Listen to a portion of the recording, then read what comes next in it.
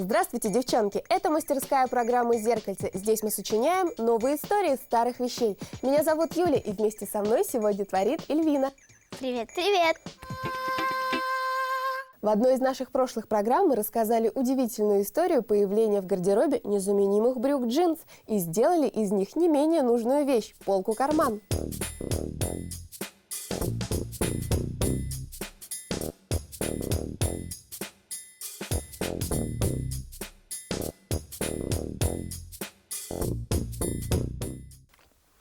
У нас осталось много старых ненужных джинс.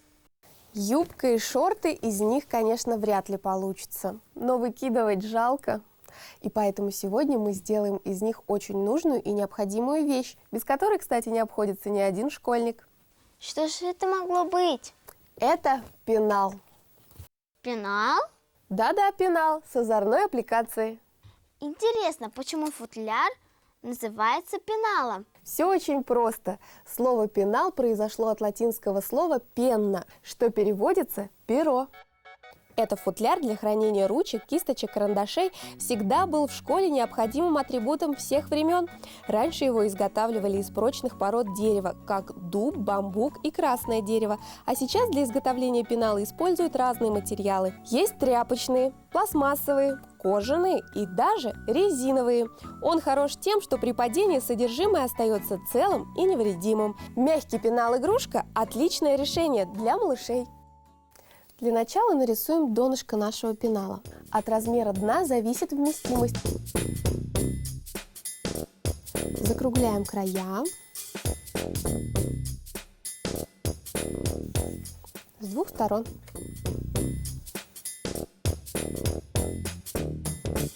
Теперь нарисуем мордочку. Мы будем делать зайчика? Да, осталось только ушки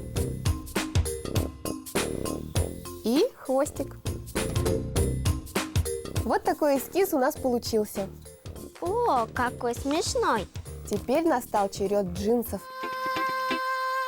Итак, из моих джинс мы сделаем основу пенала. А я вырежу ушки, хвостик и мордочку. Здорово, не забывай, что ушек должно быть 4.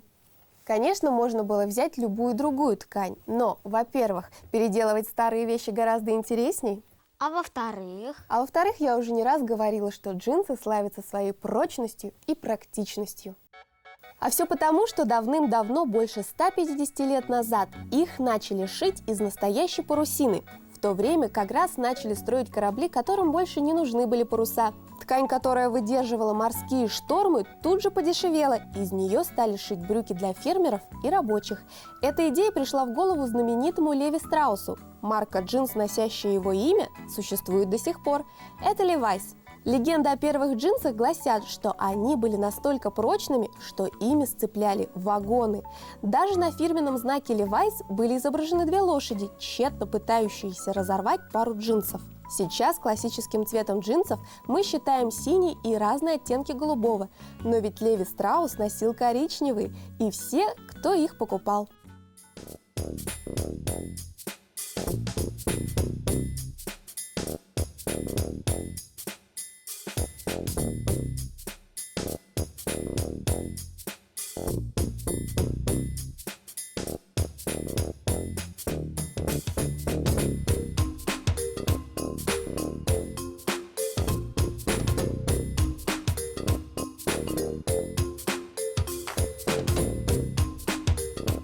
Итак, Эльвина, у тебя готовы ушки?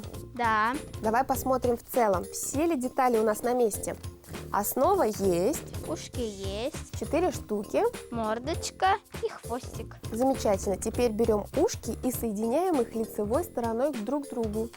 Закрепляем булавочками и прошиваем.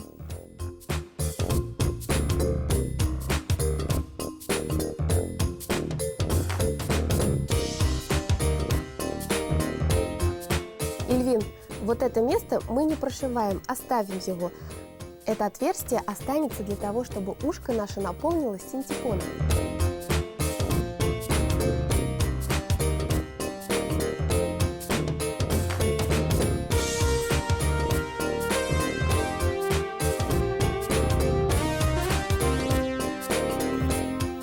теперь выворачиваем наши ушки. Помоги, пожалуйста. Хорошо, сейчас. Так, мое ушко вот готово. Давай его расправляй дальше, а мне твое.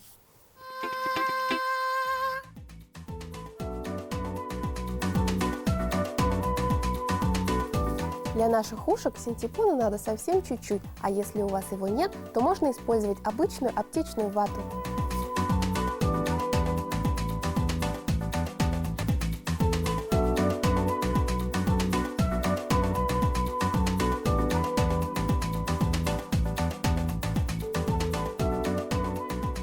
Вот наши ушки приобрели объем. Какие мягкие. Теперь берем нашу мордочку и прикладываем к основе. Но прежде чем прошить нашу мордочку, мы ее тоже набьем синтепоном.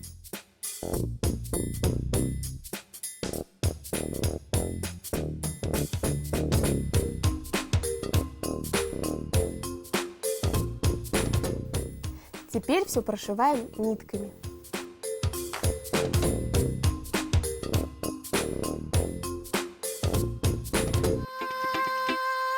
Теперь осталось пришить замок, молнию. Можно взять от старых джинс. Кстати, Эльвин, ты знаешь, что молнию придумали специально для обуви? Первый такой замочек появился 120 лет назад и опять же в Америке, и никому не понравился.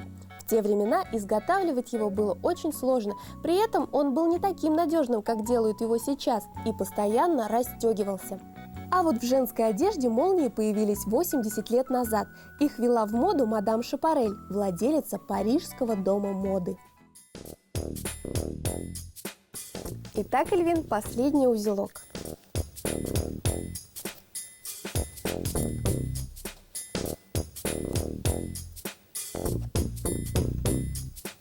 Посмотрим, что у нас получилось.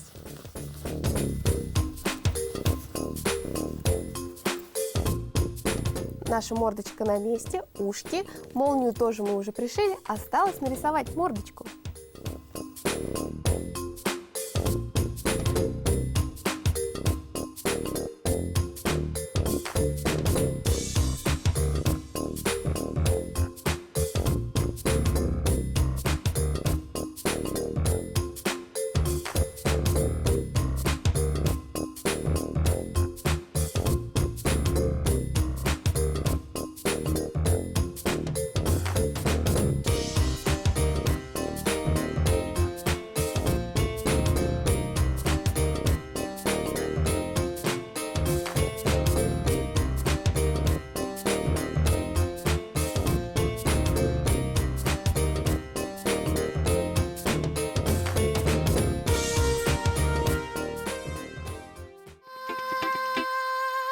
Итак, мы закончили рисовать нашу мордашку. Вот такой веселый зайчик у нас получился.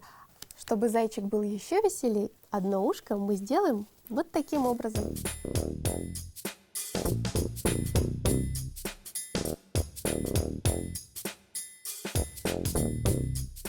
Ну вот наш пенал-зайчик готов. Заполним его?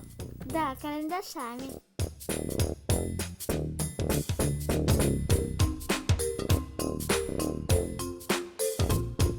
Вот так старая ненужная вещь превратилась в очень удобную и полезную. Главное посмотреть на нее со всех сторон.